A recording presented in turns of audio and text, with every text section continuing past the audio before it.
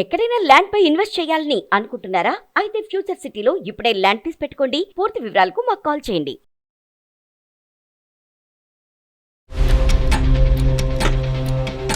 పూజ లేదు, మంచి లేదు, మడి లేదు, ఏది లేదు. ఎప్పుడు ఇంకా ఐ డోంట్ సే యాక్చువల్లీ ఇలాంటి మాట్లాడకూడదు. ఫిజికల్ రిలేషన్ తప్ప ఆడది దేనికి పనికిరాదా? ఒక సమ్ పర్సన్ రిలేషన్ లోకి రావడం, ప్రపోజ్ చేయడం, ఓకే అవ్వడం వల్ల అతనికి ఈగో క్లాష్ చేస్తుంది. నన్ను సెల్ఫ్ గా ఉండద్దు అంటాడు. Hell are you? అతను ఎవరు మనకి చెప్పడానికి?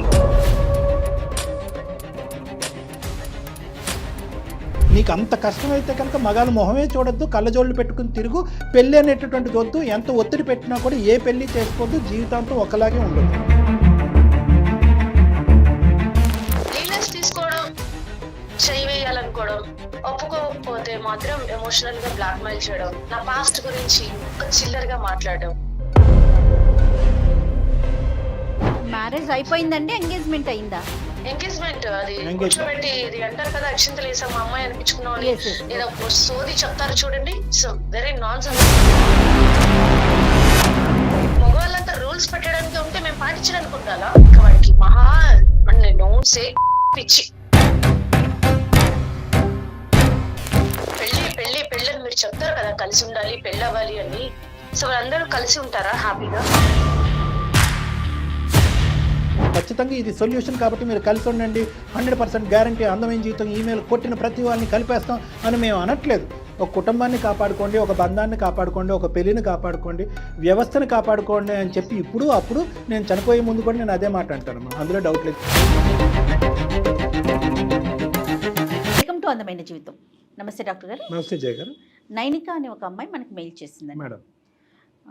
తను ఒక ప్రశ్న వేసిందండి. అందమైన జీవితానికి మీరు ప్రతి సమస్యకి కలిసి ఉండండి, ప్రతి చోట అలా సాధ్యమవుతుందా?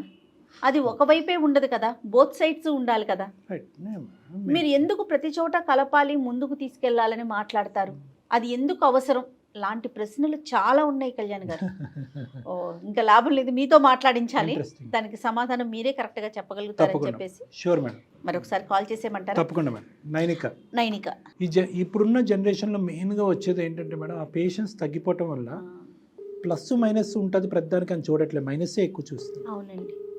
హలో, నైనిక గారండి మాట్లాడేది. నమస్తే అండి, నేను జయానండి, సుమన్ టీవీ అందమైన జీవితం ప్రోగ్రామ్ నుంచి కాల్ చేస్తున్నాను.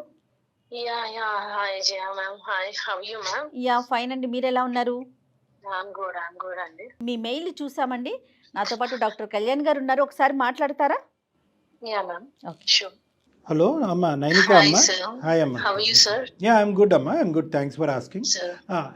చెప్పండి తల్లి, ఏంటమ్మా మీ ప్రశ్న ఏంటి, మీ సమస్య ఏంటమ్మా? ఆల్ ఎపిసోడ్స్ చూస్తాను సార్, చాలా బాగుంటుంది. Every episode really happy sir. Thank you అమ్మా. మిమ్మల్ని ఒక క్వశ్చన్ అడుగుదాం అనుకుంటున్నాను సార్. అడగండి అమ్మా. అదేం భాగ్యం, అడగండి. మ్యారేజ్ లైఫ్ పట్ల మీ ఒపీనియన్ ఏంటండి? ఇద్దరు మధ్యరాత్రిలో లేపి అడిగినా కూడా పెళ్ళి అనేటటువంటి బంధం గురించి, కుటుంబం అనేటటువంటి వ్యవస్థ గురించి, మన కల్చర్ గురించి ఎప్పుడు కూడా నేను పాజిటివ్గానే మాట్లాడతాను. కానీ నేను యూజువల్గా నా క్లినిక్లో అద్భుతమైనటువంటి సంఘటనలు నేను విన్న కదమ్మా. చాలా బాధాకరమైనటువంటి పరిస్థితుల్లో, దిక్కుతోచనటువంటి పరిస్థితుల్లో, సమస్యకి పరిష్కారం లేనటువంటి పరిస్థితుల్లోనే చాలామంది నా దగ్గరికి వస్తారు. అయినా కానీ మధ్యరాత్రిలో నన్ను లేపి అడిగినా కూడా ఒక కుటుంబాన్ని కాపాడుకోండి, ఒక బంధాన్ని కాపాడుకోండి, ఒక పెళ్లిని కాపాడుకోండి, వ్యవస్థను కాపాడుకోండి అని చెప్పి ఇప్పుడు అప్పుడు నేను చనిపోయే ముందు కూడా నేను అదే మాట అంటానమ్మా. అందులో డౌట్ లేదు. ఇంతకు మించి నేను ఏం చెప్పలేను. సెటిల్మెంట్ చెప్పినాక వెళ్ళిపోతారు కదా, సో అందరూ కలిసి ఉంటారా హ్యాపీగా? ఉండాలనే కోరుకుంటారు కదమ్మా. నువ్వు ఒక పరీక్ష రాస్తున్నావు అమ్మా, పాస్ అవ్వాలని రాస్తావా, ఫెయిల్ అవ్వాలని రాస్తావా? సో మా ఉద్దేశంలో ప్రతి సమస్య ఒక పరీక్ష. ఆ పరీక్షలో మేమిద్దరం ఆ పరీక్ష రాయడానికి మేము ముందుకెళ్తున్నాం. ఆ పరీక్షలో మేము పాస్ అవుతాం. అంటే మా దగ్గరకు వచ్చేటటువంటి సమస్య ఒక పరీక్ష లాంటిది మా ఇద్దరికి. ఆ పరీక్షలో మేము పాస్ అవ్వాలనేటటువంటి ఉద్దేశంతో, దృఢ సంకల్పంతో ముందుకెళ్తాము. మా సంకల్పం బలమైంది అయితే కనుక ఖచ్చితంగా ఆ కుటుంబం కలిసి ఉంటుంది. చాలా వేరియబుల్స్ ఉంటాయి. ఇప్పుడు ఖచ్చితంగా ఇది సొల్యూషన్ కాబట్టి మీరు కలిసి ఉండండి, 100% గ్యారంటీ. అందమైన జీవితం ఈమెయిల్ కొట్టిన ప్రతి వాళ్ళని కలిపేస్తాం అని మేము అనట్లేదు. మా అదృష్టం బాగుండో, మా సంకల్పం బాగుండో, మేము చేసేటటువంటి ప్రయత్నం 95% ఆఫ్ ద కేసెస్లో ఫలిస్తుంది. ఆ తర్వాత చాలా వేరియబుల్స్ ఉంటాయి. మనస్తత్వాలు మారటం, పరిస్థితులు మారటం, కుటుంబ సమస్యలు మారటం, దానివల్ల ఏదన్నా మార్పు వల్ల వాళ్ళు కలిసి ఉండకపోవటం అనేది జరగచ్చు. కానీ మేమేమి ఇక్కడ అగ్రిమెంట్లు, డాక్యుమెంట్లు రాసుకుని ఇక్కడ ఒప్పందం అయిన తర్వాత సచ్చినట్టు మీరు కలిసే ఉండాలని చెప్పి మేము ఎప్పుడూ అనలేదు. మీరు ఒక 10 ఎగ్జాంపుల్స్ చెప్తే నేను 1000 పాజిటివ్ ఎగ్జాంపుల్స్ చెప్తాను. ఆ 1000 పాజిటివ్ ఎగ్జాంపుల్స్ గురించి కుటుంబాన్ని, వ్యవస్థని, కల్చర్ని కాపాడమని చెప్తాను. ఈ పరానా అమ్మాయి, ఆ అబ్బాయి చేతిలో చంపబడను అంటే లేదు డాక్టర్ కళ్యాణ్ చక్రవర్తి వాళ్ళని కలపాలి అని మేము ఎప్పుడన్నా అన్నామా? కాదు. ఎక్కడైనా రిస్క్ ఉన్నా కూడా వాళ్ళ ఫ్యూచర్కి ఏదన్నా ఒక క్లిష్టమైనటువంటి పరిస్థితి వచ్చినా కూడా, భవిష్యత్తు ఏమన్నా అంధకారంలోకి జరిగేటటువంటి పరిస్థితులు ఉంటే కనుక విడగొట్టడంలో కూడా మేము ముందుంటాం. ఖచ్చితంగా మీరు ఇలాంటి ప్రశ్నలు అడుగుతున్నారంటే మీకు బ్యాక్గ్రౌండ్లో ఏదో ఒక క్లిష్టమైనటువంటి ఒక పరిస్థితే ఉంది. అది మీరు సంభాషించాలి అనుకుంటున్నారా, వద్దనుకుంటున్నారా? Yes thank you for guessing. Actually నా విషయం వస్తాను. నేను ప్రాపర్ తెలుగు రాష్ట్రాలకే, బట్ ఎక్కడ అనేది నేను ఏం చెప్పను, హోల్డ్ చేస్తాను. దెన్ నేను బాగా చదువుకున్నాను. మా ఫ్యామిలీ కొంచెం వెల్ సెటిల్డ్. నేను, అక్క, మా ఫ్యామిలీ. సో మా లైఫ్ లో అన్నీ ఇచ్చాడు దేవుడు. బట్ నా దగ్గరకు వచ్చేసరికి పెళ్లి విషయంలోనే టీనేజ్ వచ్చినాక ఒక అబ్బాయిని ఇష్టపడ్డాం. మీరు అడిగారు కాబట్టి చెప్తున్నాను. మీకు నేను ఏంటో తెలిస్తేనే కదా నా క్వశ్చన్స్ కి మీరు కరెక్ట్ రీజన్ చెప్పండి.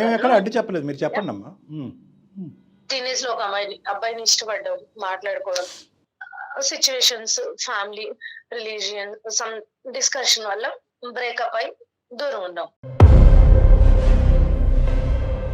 అది అయిపోయింది. ఎడ్యుకేషన్ కంప్లీట్ అయ్యే టైంకి సేమ్ మళ్ళీ ఒక సమ్ పర్సన్ రిలేషన్ లోకి రావడం, ప్రపోజ్ చేయడం, ఓకే అవ్వడం వల్ల అంతా ఓకే అయింది. అతనికి ఈగో క్లాషెస్, నన్ను సెల్ఫ్ గా ఉండద్దు అంటాడు. సో ఎవరో థర్డ్ పర్సన్, సెకండ్ పర్సన్ వచ్చారు, మనల్ని మనం ఎందుకు మార్చుకోవాలి?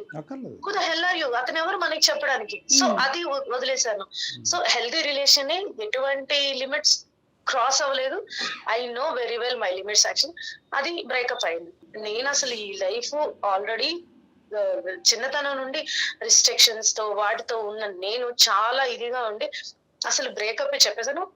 థర్డ్ వన్ వచ్చాడండి ఒక లైఫ్ లో, వాడికి బ్రేకప్ అయిందన్న ఎమోషనల్ తో నన్ను మాట్లాడడం చేయడం చేశాడు.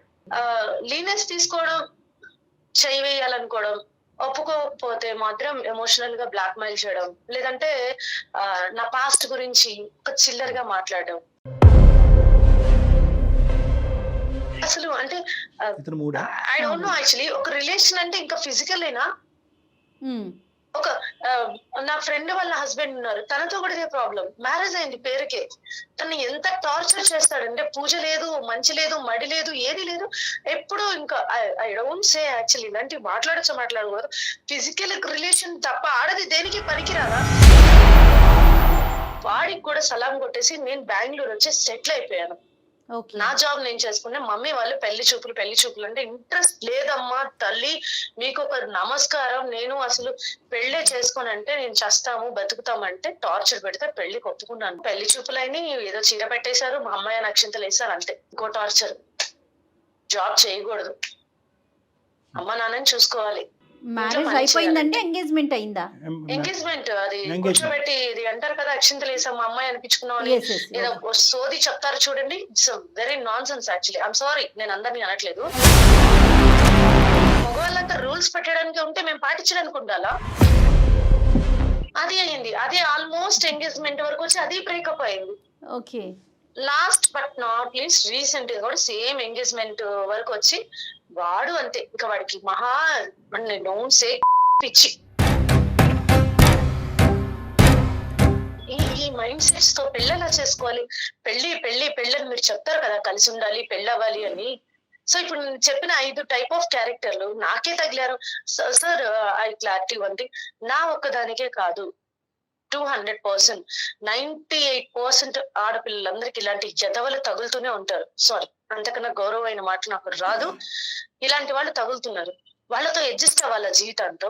20 years ఇష్టంగా పెరిగిన అమ్మాయి, 20 years ఏ కష్టం తెలియకుండా మన అమ్మ నానే కదా ఆడుతూ పడుతూ పెరిగిన అమ్మాయి, 80 years అంటే ఇప్పుడున్న జనరేషన్ బతికేది మహా అయితే 50 years అనుకోండి, అంటే 30 to 40 years జీవితాంతం బానిసలా బతకాల్సిందని. ఎందుకు సార్ అప్పుడు పెళ్లిళ్ళు? అమ్మ, నువ్వు చాలా ఇమోషనల్గా మాట్లాడేవమ్మా. నువ్వు మాట్లాడిన దాంట్లో ఎటువంటి తప్పు లేదు. నువ్వు 5-6 సందర్భాలు సంఘటనలు చెప్పే మాకు ఈ 5-6 సంఘటనలు సందర్భాలు వచ్చుంటే కనుక నువ్వు ఎవరైతే కనుక మగవాళ్ళని డిస్క్రైబ్ చేసావో సింగిల్ హ్యాండెడ్గా నీ యొక్క మాట తీరు బట్టి నీ ఆలోచన నువ్వు వ్యక్తపరిచేటటువంటి హావభావాలు బట్టి నీ వ్యక్తిత్వం అయితే నేను చెప్పగలను, కానీ అది ఈరోజు ప్రస్తావన కాదు కాబట్టి నేను చెప్పను.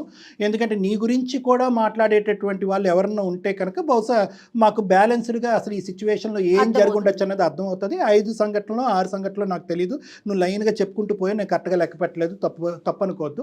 కేవలం నువ్వు చెప్పినటువంటి అంశాలు ఏవైతే ఉన్నాయో చాలా దురదృష్టకరమైనటువంటి బాధాకరమైనటువంటి అంశాలు. నీ తరపున అంటే మాకు పూర్తి స్థాయి సానుభూతి అనేది ఉంది, కానీ మేము సానుభూతి పట్టడం అనేటటువంటిది కాదు కదా నువ్వు ఇక్కడ మా దగ్గరకు వచ్చింది, నీ బదులుకి సమాధానం కావాలి అనేది వచ్చావు కాబట్టి ఓకే. నువ్వు చాలా ఫ్రస్ట్రేషన్లో ఉన్నావమ్మా. మా వరకు వచ్చినా కూడా కొట్టుకోటాలు అనేటటువంటిది పక్కన పెడితే తర్జన భర్జనలు కొద్దిగా మాట అనేటటువంటి జరుగుతూ ఉంటాయమ్మా. బంధంలో ఆప్యాయత ప్రేమ బాండింగ్ అనేటటువంటిది ఉంటే కనుక ఎలాంటివన్నీ తీసి పక్కన పెట్టేసి ముందుకు వెళ్ళిపోతాం. సర్దుకోవటం దిద్దుకోవటం కాంప్రమైజ్, ఈ 3 పదాలు జాగ్రత్త గుర్తుపెట్టుకోండి. 6 సందర్భాల్లో నువ్వు నా వరకు నా క్లినిక్ దగ్గరికి కానీ ఇలాంటి అందమైన జీవితం ప్రోగ్రామ్కి వస్తే కనుక మేము ఏం చేసి ఉండేవాళ్ళం అంటే కనుక ఖచ్చితంగా నీకు ఒక టార్చరు, నీతో ఒక మిస్బిహేవియరు, నీతో ఒక పద్ధతిగా వ్యవహరించలేనటువంటి పూర్తిగా మగాళ్ళు అందరూ డాష్ అనేటటువంటి పదాలు దయచేసి విరమించుకోండి అమ్మా. అది మేము పూర్తి స్థాయిలో ఖండిస్తున్నాము. ఇక్కడ 6 మగాళ్ళని ఊహించుకుంటూ ఇక్కడ నాతో గొడవ పెట్టుకోకండి. నేను సమాధానం చెప్పడానికి ఇక్కడ ఉన్నాను.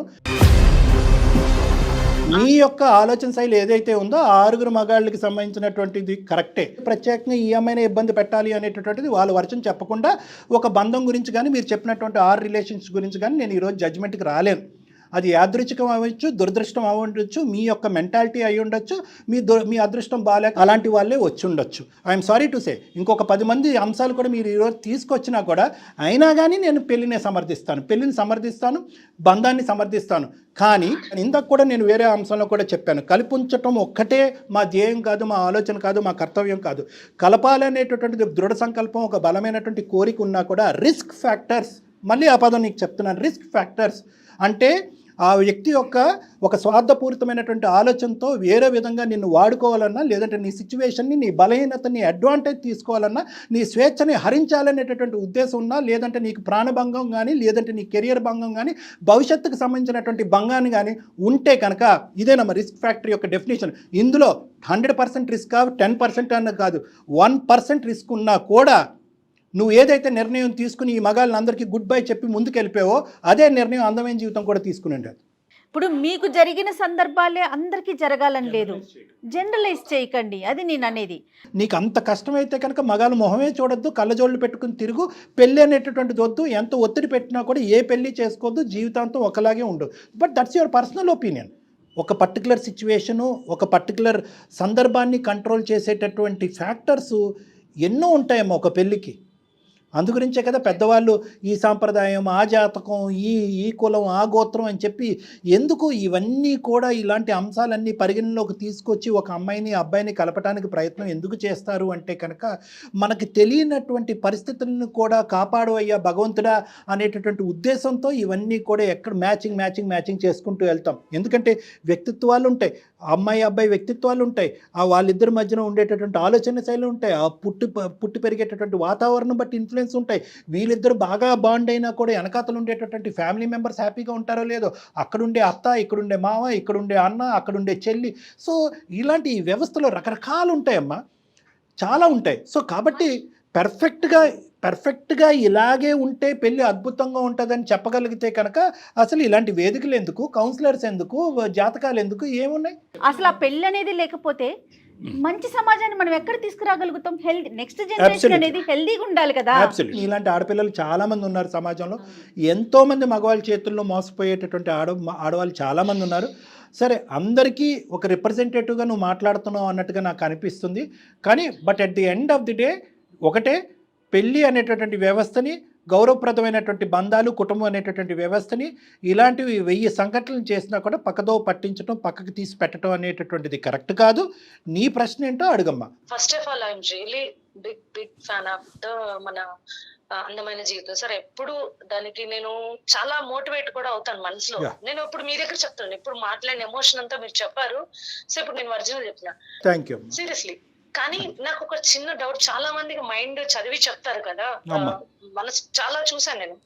సో ఇప్పుడు నేను ఇన్ని రిలేషన్స్ బ్రేకప్ అయ్యానని చెప్పాను కదా మీకు, అంటే నేను అసలు రిలేషన్ కి సెట్ కానా, నాతో ఏమైనా తప్పు ఉందా, నన్ను నేను స్కాన్ చేసుకుంటే నాలో ఎక్కడ నేను ఏ రిలేషన్ లో బ్రేక్ చేసిన దానిలో ఎక్కడ తప్పు అనిపించలేదు. ఐ నో అది అహంకారంతో చెప్పట్లేదు, నా సెల్ఫ్ రెస్పెక్ట్ తో ఒక పక్కన అమ్మాయి ఉంటే ఎలా ఉంటుందో అలా ఆలోచిస్తున్నా. బట్ నేను రిలేషన్ కి సెట్ అవునా, సమాజానికి సెట్ అవునా, మ్యారేజ్ కి సెట్ అవునా, అసలు ఐ కాంట్, నాకు అర్థం కావట్లేదు. మీరైనా ఒక సలహా చెప్తే. సూపర్. ఇప్పుడు కాదమ్మా, నీకు ఎంత వయసు నేను అడగలేదమ్మా, నువ్వు 45 సంవత్సరాలు వచ్చి లేదంటే అమ్మా 29 సార్. 29. ఓకేనా. నువ్వు 30 ఇయర్స్కి వచ్చినా, 40 ఇయర్స్కి వచ్చినా, 50 ఇయర్స్కి వచ్చినా, relationship is a part of your life. నీకంటూ ఒక తోడు ఉండాలి అనేటటువంటి అంశాన్ని నేను ఎప్పుడు పరిగణలోకి తీసుకొస్తానమ్మా. ఎందుకంటే ప్రపంచంలో ఈరోజు క్యాన్సర్ కంటే భయంకరమైన వ్యాధి ఏదన్నా ఉంది అంటే కనుక అది ఒంటరితనం. ఎగ్జాక్ట్లీ డాక్టర్ గారు. సో ఈ రోజు నీకు పెద్దగా ఈ అంశాలు ఏవైతే మీరు తెచ్చారో అవేమి నేను తక్కువ చేసి చూడట్లేదమ్మా. నీ బాధ కాదు అని మాట్లాడట్లేదు. నీకేదో వ్యక్తిత్వపరమైన మానసికపరమైన లోపం ఉండటం వల్ల మగవాళ్ళు వచ్చి యూటర్న్ తిరుగుతున్నారనే మాట నేను అన్నమ్మా. అది నువ్వు ఏం జరిగింది అనేటటువంటి సంఘటనలు ఏంటి అనేది నువ్వు ఒక ఆత్మ పరిశీలన చేసుకుని ఏం జరిగింది అన్నది నువ్వు ఆలోచించుకోవచ్చు. నేను ఎప్పుడు కూడా I will never ever say మీరు ఏమన్నా నన్ను ఏమన్నా అనుకోండి, I will never ever say that you are not eligible for relationships అని నేను ఎవరిని అన్నాను. ఎందుకంటే కనుక it's a part of life. మన జన్మ, మన పుట్టుకలో ఎలాగైతే పుట్టుక అనేటటువంటిది నిజమో, ఒక చనిపోవటం అనేటటువంటిది ఒక వినకూడనటువంటి ఒక చేదు నిజమో, బంధం అనేటటువంటిది కూడా ఒక నిజం. It's a part of our life. అది ఉండటం వల్లే, ఆ బంధం, ఆ బాండింగ్ ఉండటం వల్లే మానవ జాతి అనేటటువంటిది ఈరోజు ఉంది. అందరూ కూడా ఇలా రిలేషన్షిప్స్కి విసికి వేసారిపోతాయి కనుక ఎప్పుడో కూడా కరోనా కూడా రాక్కర్లేకుండా, ఇంకో కరోనా వైరస్ రాక్కర్లేకుండా, అవసరం లేకుండా, ఒక భూకంపం సునామీ రాక్కర్లేకుండా మొత్తం భూప్రపంచం అంతా కూడా, మానవ జాతం అంతా కూడా కడిగి పట్టిపోతున్నా. మనం చెప్పుకోవటానికి మనకంటూ ఒక ఫ్యామిలీ ఉండదండి. చూడండి, నాకు ఒక అక్క, ఒక అమ్మ, ఒక నాన్న, ఒక పిన్ని, ఒక బాబాయ్, ఇదంతా ఫ్యామిలీతోనే వస్తుంది నైనా.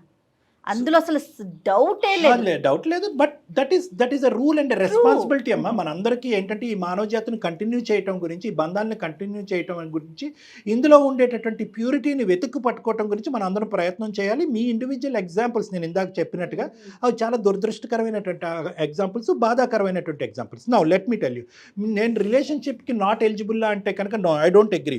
నేనేంటంటే ఈరోజు మీరు ఫస్ట్ ఆఫ్ ఆల్ ఒక కూల్ స్టేట్లోకి వెళ్ళాలమ్మా. నీకు 29 ఇయర్స్, ఆల్రెడీ 6 రిలేషన్షిప్స్. కొంతమంది పెద్దవాళ్ళు చూస్తే కనుక కొంతమంది నువ్వుగా వెళ్ళి ఎంచుకున్నటువంటి ఉన్నాయి, కొంతమంది నువ్వు వద్దనుకున్నా కూడా బలవంతంగా నీ జీవితంలో దూరినటువంటి కొంతమంది ఉన్నారు. నేనేమంటున్నానంటే you need a cool face and a break. నీకు ఒక బ్రేక్ కావాలి ఫస్ట్. ఇలాగ బ్యాక్ టు బ్యాక్ ఒకరు వెళ్ళిపోయిన తర్వాత ఇంకోటి ఎవరు వచ్చినా, భగవంతుడు దిగి వచ్చినా కూడా ప్రస్తుతానికి మీరు మెంటల్గా ప్రిపేర్డ్గా లేకపోతే మీ ఆలోచన శక్తి మళ్ళీ మీరు బలపరుచుకుని మళ్ళీ ఒక ఇండివిజువల్ స్థాయి వరకు వచ్చేంత వరకు ఎటువంటి బంధం, ఎటువంటి రిలేషన్షిప్, ఎటువంటి ఫ్రెండ్షిప్, ఇన్ఫ్యాక్ట్ అంతవరకు కూడా వెళ్తాను. ఏది వచ్చినా కూడా దయచేసి తాత్కాలికంగా తలుపులేయండి దాని మీద. ఎందుకు నేను అంటున్నానంటే ఫస్ట్ అసలు మిమ్మల్ని మీరు కూల్ డౌన్ అవ్వాలి. మీరు ఉండేటటువంటి స్టేట్ ఆఫ్ మైండ్లోంచి మీరు బయటకు రావాలి. మీరు ఉండే డిప్రెస్డ్ స్టేట్ ఆఫ్ మైండ్లోంచి మీరు బయటకు రావాలి. ఎందుకంటే ఈ డిప్రెషన్ అనేది ఒక మాస్క్. మీ జడ్జ్మెంట్ని అది డామినేట్ చేస్తుంది. రేపొద్దున వచ్చేటటువంటి వ్యక్తి ఎవరైనా, ఇప్పుడు కాకపోతే 4 ఇయర్స్ తర్వాత, ఇలా బ్యాక్ టు బ్యాక్ ఒక్కొక్క ఎపిసోడ్ వెళ్ళిపోతూ ఉంటే ఏమవుతుందంటే మీ జడ్జ్మెంట్ మీద మీకు ఉండేటటువంటి సెల్ఫ్ కాన్ఫిడెన్స్ అనేది చచ్చిపోతూ ఉంటుంది. ఆ సెల్ఫ్ కాన్ఫిడెన్స్ పోవటం వల్ల ఒక డిప్రెషన్లోకి వెళ్తారు. ఆ డిప్రెషన్ అనేటటువంటి ముసుగులో ఏంటంటే, అరే ఈ నెక్స్ట్ ఛాన్స్ ఎవరైతే ఈ వ్యక్తి వస్తున్నాడో వీడు ఖచ్చితంగా కరెక్ట్ అయ్యి ఉంటాడు, వీడు నా బంగారం అంటున్నాడు, నిన్ను పూల్లో పెట్టి చూసుకుంటాను అంటున్నాడు, నువ్వు పని చేయక్కర్లేదు ఇంట్లోనే కూర్చో అంటున్నాడు, లేదంటే పని చేయాలంటే ఎక్కడికన్నా అన్ని విధాలుగా నాకు స్వేచ్ఛ ఇచ్చినవాడు వీడే కరెక్ట్ అనిపిస్తారు. ఆ డిప్రెషన్లో ఆ జడ్జిమెంట్ పోగొట్టుకుని ఆ వ్యక్తి ఎవరైతే వచ్చాడో ఆ వ్యక్తిని కరెక్ట్గా జడ్జ్ చేయకుండా చాలామంది ఆ పప్పులో కాలేసినటువంటి ఆడపిల్లలు పదే ఈ విధంగా మోసపోతూ ఉంటారు. సో నేనేమంటున్నానంటే మీకు you are eligible, but you need to take a break. మీరు ఒక బ్రేక్ చేసుకోండి. ఈ బ్రేక్లో మీరు ఆత్మ పరిశీలన చేసుకోండి. అవతల వాళ్ళు ఎలా తప్పయ్యారు అన్నటువంటిది చెప్పడం, అలా ఒక వేలు ఎత్తి చూపెట్టడం చాలా ఈజీ అమ్మ. ఇంకో విధంగా అనుకోకండి. ఒక వేలు అటువైపు చూస్తే ఒక 4 వేలు మన వైపు తిరిగి ఉన్నాయి. ఒకసారి ఆత్మ పరిశీలన చేసుకోండి. ఎక్కడ నా జడ్జిమెంట్ తప్పు అనేటటువంటిది ఒకటే కాకుండానే నా మాట్లాడే విధానం, నేను ఆలోచించే విధానం, నేను ఏదైనా నెగిటివ్ అప్రోచ్లోకి వెళ్తున్నానా ప్రతి రిలేషన్లో, ఒక అనుమానాస్పదంగా వెళ్తున్నానా, గత స్మృతులతో ఇంతకు ముందు ఉండేటటువంటి ఆ రిలేషన్షిప్కి సంబంధించినటువంటి జ్ఞాపకాలతో కొంత దాంట్లో ప్రవేశిస్తున్నానా, ఆ విధంగా ఆ వ్యక్తిని కూడా ట్రీట్ చేస్తున్నానా, ఆ విధంగా ఆ వ్యక్తిని అనుమానిస్తున్నానా, అనుకున్నటువంటి మాటలు ఏమన్నా అంటున్నానా, లేదంటే ముక్కుసూటుగా మాట్లాడుతున్నానా, మనసులో ఉండేటటువంటి భావాన్ని మొహం మీద విసిరికొట్టేటటువంటి విధంగా మాట్లాడుతున్నానా, అంటే మీరు అని అనట్లేదమ్మా, ఇలాంటివి మీ వ్యక్తిత్వపరమైనటువంటి ఏమన్నా లోపాల వల్ల కొన్ని సంబంధాలు ఈ విధంగా అవుతున్నాయా అనేటటువంటి, అన్నీ అనట్లేదు, కొన్ని ఇలా అవుతున్నాయి అన్నది ఆలోచించుకోండి. సో నేనేమంటున్నానంటే ఫస్ట్ డిప్రెషన్ అనేటటువంటిది క్లియర్ అవ్వాలి. నెంబర్ 2, మీరంటూ ఒక బ్రేక్ తీసుకోవాలి. ఈ బ్రేక్లో మీ అదర్ యాక్టివిటీస్ ఏమన్నా మీ ఉంటే కనుక, హాబీస్ కానీ, ఇంకేమన్నా హెల్త్ పరమైనటువంటి అంశాలు కానీ, కెరియర్ పరమైనటువంటి అంశాలు కానీ, 29 ఇయర్స్ మీరు చదువుపరమైనటువంటి అంశాలు కానీ, వీటన్నిటి మీద ఫోకస్ పెట్టండి. మ్యారేజ్ అనేటటువంటిది, రిలేషన్షిప్ అనేటటువంటిది తీసి పక్కన పెట్టండి. ఆత్మ పరిశీలన చేసుకోండి, వ్యక్తిత్వాన్ని ఇంప్రూవ్ చేసుకోండి. అప్పుడు మీరు కరెక్ట్గా ముందుకెళ్ళండి. కరెక్ట్ అయినటువంటి వ్యక్తిని మీరు జడ్జ్ చేయగలరు, కరెక్ట్ అయినటువంటి వ్యక్తి మీ జీవితంలో ప్రవేశిస్తాడు. ఇప్పటికీ నాకు 200% నమ్మకం ఉందమ్మా, బికాజ్ యూఆర్ జస్ట్ 29. కూల్ అయ్యావా? కొంచెం ఓకే సార్, కూల్ అని కాదు, మమ్మీ వాళ్ళు కూడా ఇదే చెప్తారు, కానీ ఏమంటారు, మీరు చెప్తే అది బాగుంది, ఇంటి వాళ్ళు చెప్తే ఏదోలా ఉంది, బట్ కానీ నేను ట్రై చేస్తాను, బట్ ఎవరి మీద నాకేం విరక్తి లేదు. బట్ ఐఎమ్ సారీ, మీ అభిమానం అయి ఉండి ఇలా క్వశ్చన్ చేసినందుకు ఫస్ట్ అయ్యో అట్లా రైట్ అమ్మా, కానీ నేను ఏమంటున్నా అంటే పదజాలంలో జాగ్రత్తగా ఉండండి అంటున్నాను, వాడే పదాలతో జాగ్రత్త అని అంటున్నాను. చాలా ఇబ్బంది పడే అమ్మాయిలకి ఒక ఆన్సర్ కోసం నేను ఇలా చేశాను. దట్టు నేను డైలమాలో ఉన్నాను. అయినో చాలా రిలీఫ్ వచ్చింది నాకు. ఓకే సార్, మీరు చెప్పిన ప్రతి ఒక్కటి నేను తీసుకుంటాను. థ్యాంక్ యూ అమ్మా. కూల్ గా ఉంటాను, నోరు కంట్రోల్లో పెట్టుకుంటాను. అది కంట్రోల్ కాదమ్మా, కొద్దిగా ఏమన్నా ఇమోషన్స్ ఉంటే కనుక ఇమోషన్ కంట్రోల్, యాంగర్ మేనేజ్మెంట్ ఎలాగన్నదో ఆలోచించు. ఒక మాతో మాట్లాడటం గురించే మాట్లాడలేదండి, జనరల్ వేలో చెప్తా ఉన్నారు అంతే. ఓకే మ్యామ్, రైట్ అండి. All the best. Thank you. నా లైఫ్ లో ఏ గుడ్ ఉన్నా మీతోనే షేర్ చేసుకున్నాను. ష్యూర్ గా, డెఫినెట్ గా. Today you both of make my day, sir. Thank you so much once. Thank you. All the best. Namaste. Thank you ma'am. Bye. Thank you. Bye. Fire చాలా అంటే తను ఎక్కడైతే face చేసిందో ఆ problems ని మొత్తాన్ని ఊహించేసుకుంటోంది. తనకి ఎట్లా అనిపించేసిందంటే, నేను ఇన్ని ఫేస్ చేస్తా ఉన్నా, మీరు అందమైన జీవితం అందరిని ఎలా కలిపేస్తున్నారు అని ఒక క్వశ్చన్ అడిగేసింది. అమ్మ నా దగ్గరికి నిజంగా మీరు నమ్మరు జయ గారు, అమ్మాయి నైనిక లాంటి వాళ్ళు బంధం అనే పదం వాడితేనే, ఫ్యామిలీ అనే పదం వాడితే, కుటుంబం అనే పదం వాడితే, రిలేషన్షిప్ అనే పదం వాడితే, పెళ్ళి మ్యారేజ్ అనే పదం వాడితే కనుక అబ్బా అదేంటంటో అదేదో ఒక మాట అన్నట్టుగా ఒక విరక్తి వచ్చేస్తారనమాట. ఎందుకంటే కనుక వాళ్ళకి ఆ పదాల చుట్టూరు వెనకతలు ఉన్న వాళ్ళ హిస్టరీని ఊహించుకుని ఇంక ఎవరి జీవితంలో ఆ పదాలు అన్నా కూడా అందరిది అది ఈక్వేట్ చేసుకుని జనరలైజ్ చేసుకుంటా ఉంటారు. అది వాళ్ళకున్న ఇండివిజువల్ పరిస్థితి. నేను అందుగురించి నైనిక కూడా ఏమని చెప్పానంటే, నీకుండేటటువంటి ఒపీనియన్, నీకుండే మెంటల్ స్టేటు, రిలేషన్షిప్ అనేటటువంటిది, పెళ్ళి అన్నది ఒక భాగమే, ఇదే జీవితం కాదు. దీన్ని తాత్కాలికంగా పోస్ట్పోన్ చేసి ఫస్ట్ నీ యొక్క కెరియర్ని కానీ, మానసిక పరిస్థితిని కానీ, ఆలోచన శైలి కానీ, వ్యక్తిత్వాన్ని కానీ ఫస్ట్ బిల్డప్ చేసుకోండి. ఒక 4 to 5 years, 3 to 4 years gap తీసుకోండి. ఎటువంటి ఒత్తిళ్ళు వచ్చినా కూడా లొంగద్దు. మళ్ళీ రేపొద్దున మీరు చెప్పారు కాబట్టి నేను చేసుకున్నాను, అదిగో నేను అనుకున్నదే జరిగింది అనే పదం రాకుండా you take your time to improve your self.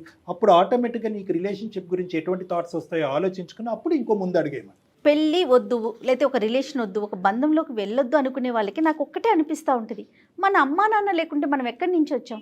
రేపొద్దున నెక్స్ట్ జనరేషన్కి మనం అది ఇవ్వాలి కదా, అది హెల్దీ జనరేషన్కి. రిలేషన్ అనేది దాన్ని ఎంజాయ్ చేస్తేనే కదండి తెలిసేది. ఎనీహౌ, థ్యాంక్ యూ కళ్యాణ్ గారు. నమస్తే. నమస్తే జయ గారు.